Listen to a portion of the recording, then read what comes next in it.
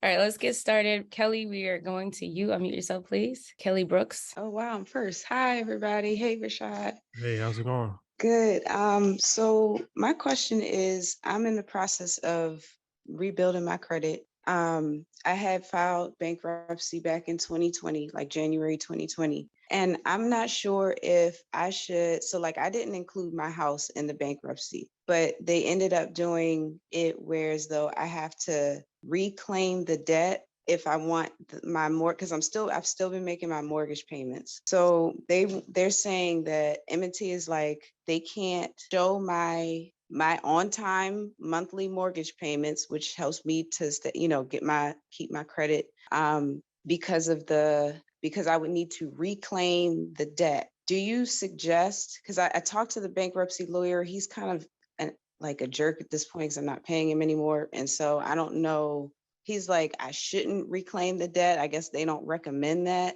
But do you think that I should so that I can get my payments shown back on my credit report that are timely on, for my mortgage? And then do you have any suggestions on how to get the bankruptcy removed?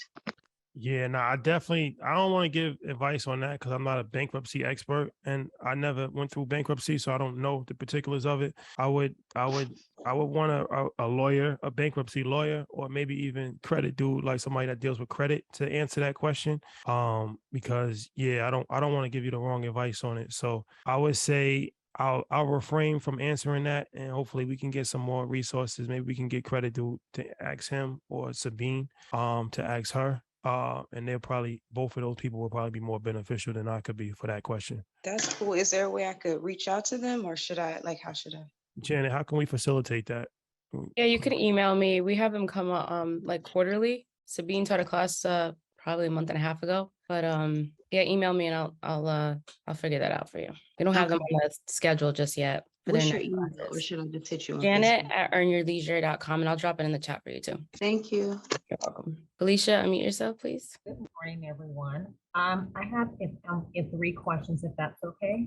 My first question is how my mom is over the age of 50. She's currently still working. However, I'm concerned that if she does stop working, she will no longer have life insurance. And so she does have high blood pressure. And so I'm looking to see about a plan or a company that I can go with in order to purchase life insurance for her in the event that something does happen. That's the first question. So, all right.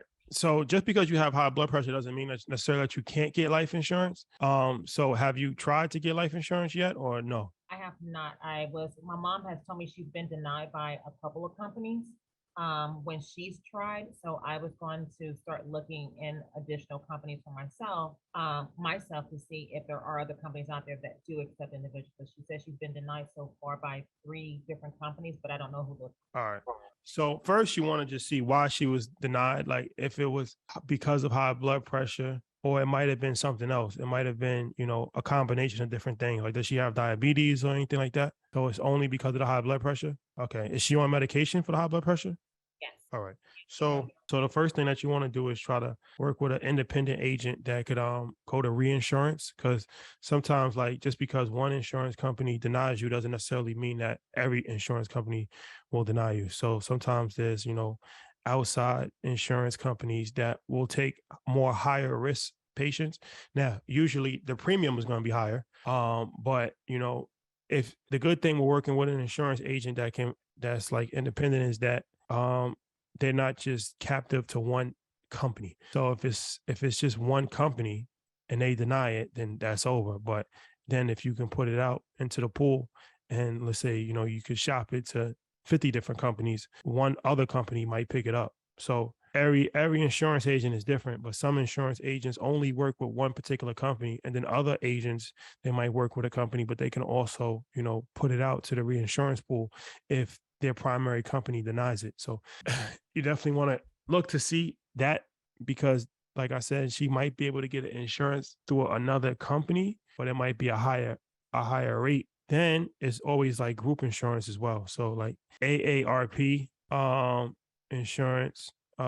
She's 50, so I think that she could qualify for AARP. But it's gonna be a smaller policy, but some insurance is better than no insurance. So that's an option as well, because they're not necessarily going off of their medical because it's group insurance. So like anybody that's part of the group can get the insurance. So that's another way to go about it as well. And then it's important to see, like, when they deny you, they'll give a letter saying like why you were denied. So if they gave a letter, it's important to find that, because she can also work on trying to get in a better space where she can actually get the insurance. So if they said, it was too high and these are the numbers, and then, if she can get the numbers a little lower, then, that's a goal to shoot for. And now she can come back like 6 months later and try to get the insurance that way also, which ultimately, I mean, that's just beneficial just from a health standpoint, just in general, is to, keep your blood pressure low. So, but at least, because it's not something that you can lower your blood pressure as well. I'm not a medical doctor, but from my understanding, diet, exercise, different things of that nature actually can help lower blood pressure, and you can lose weight as well, which I think you lower blood pressure that way as well. And that, could reverse the decision. So just because she got denied for high blood pressure last year, 6 months ago, she's in a better health space and her blood pressure is lower, or she's been managing it, and it's been a couple of months, 6 months or a year, then even though she got denied, she could potentially get insurance as well. So I would look at those different options right there. And then thank you so much. And then my second question is, I am in the process of starting my LLC and nonprofit. And at InvestFest, I was hearing about leveraging your credit in order to you be able to establish business credit. So should I consolidate my debt or so to my credit card debt in order to be able to leverage that to get business credit? Well, what are you about to say? I just want to make my understanding correctly. Yeah, when you're leveraging your debt, I mean, because when you're starting out for business credit, they're going to be using your personal credit. So, depending on how good your personal credit is, that's how, you're able to leverage your personal credit for business credit. So we had talked about that when we had Jose on Market Mondays a couple weeks ago, when he was saying, like, even if your business isn't even if your business even isn't profitable, that doesn't necessarily mean that you can't get business credit, but they'll use your personal information. Like, they'll use your personal income, they use your personal credit, different things of that nature. So this is why personal credit is important, because ultimately, you could be a personal guarantor, and they'll use your personal credit to, apply to your business credit. So like, even like when I got my car, I put it in my business name, but the business wasn't old enough to have it fully in the business name yet when I first got it. So it's in the business name, but I had to use my personal credit. They used my personal credit. So I'm like a personal guarantor, but it's on the business side. Being that I had good credit on a personal side, it helped me on the business side. So by getting a loan to consolidate in order to consolidate my credit card debt, it's not necessarily going to be a hit or something negative against it, because my credit score isn't necessarily that bad. It's just the fact that I need to get my credit cards down. Yeah, I mean, well, you definitely want to try to get your credit card down, because that's going to hurt. That's going to help your credit score, and it's going to help you when you're applying for business credit.